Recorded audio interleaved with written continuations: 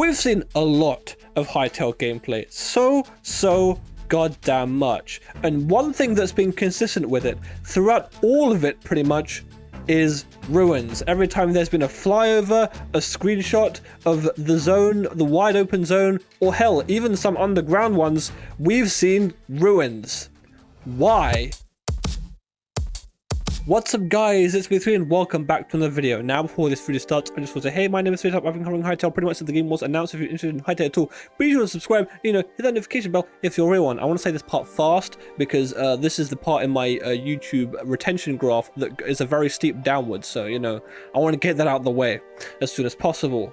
Ruins. From all the other kind of fantasy medieval games like Hytale, would you even call Hytale medieval really?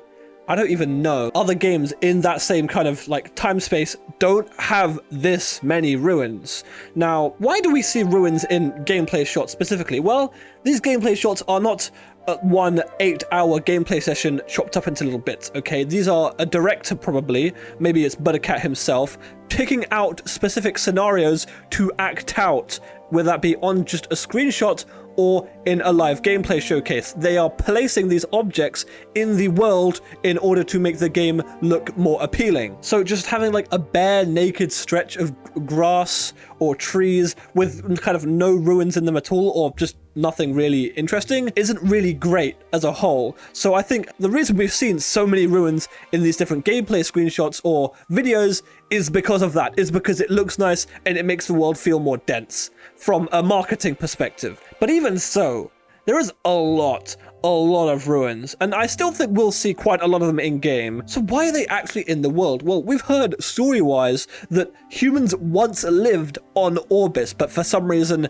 they kind of vanished or went elsewhere. I don't really know. And maybe these ruins are ex-human settlements, and we have seen ruins in every single one of the zones, be that zone 1, 2, 3, 4, or even 5, which we haven't actually seen. I don't know why I said 5. Every single one of these zones has had ruins in them.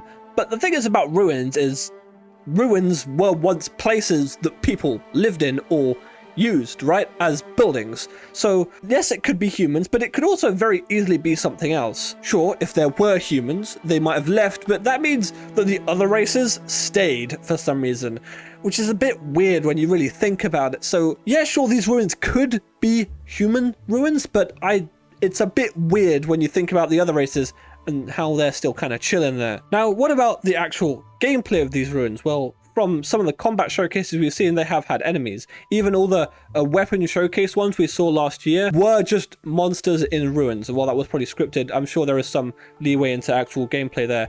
The one screenshot I keep reusing in my videos as evidence for the quest system is of skeletons in a ruin, and that one desert flyover we have where we follow the bird does show a couple skeletons just chilling in a ruin, which is it does kind of pose a few questions, like all the hostile races of Orbis have overtaken these ruins, or maybe they are the remains of the people that actually lived in these ruins. Interesting lore theory.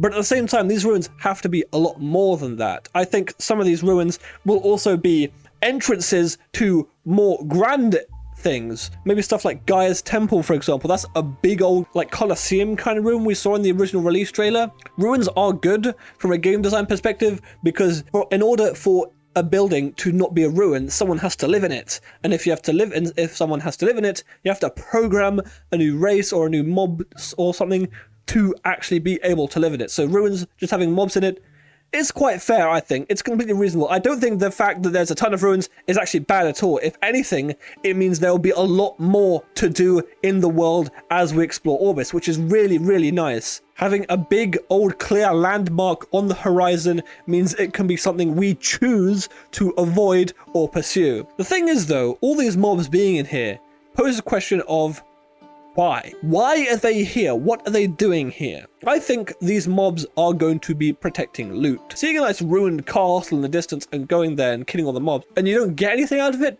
Like, what would the point of that be? You want to pursue this content, these experiences for rewards, and I think just having nothing, that's not going to happen. Maybe the drops that come from, say, mobs themselves dropping their weapons, and that scales based on like player level or something like that. We actually haven't had player level confirmed in the game at all yet, but that could be something that happens. Or they could all lead to a big chest hidden behind like a linear section of enemies, or they could lead to a boss, say for example the Goblin King. Something like that could be really, really interesting. There is a lot to think about. Anyways guys, that's gonna be it for today's video. I hope you did enjoy. Leave a like if you liked it, leave a dislike if you just liked it. If you're wondering why I'm like this, I'm gonna be honest, I was chilling like this and I hit record, and here we are. I got a recording now, so thank you guys so much for watching. Leave a like if you liked it, and tap out. Peace. See ya.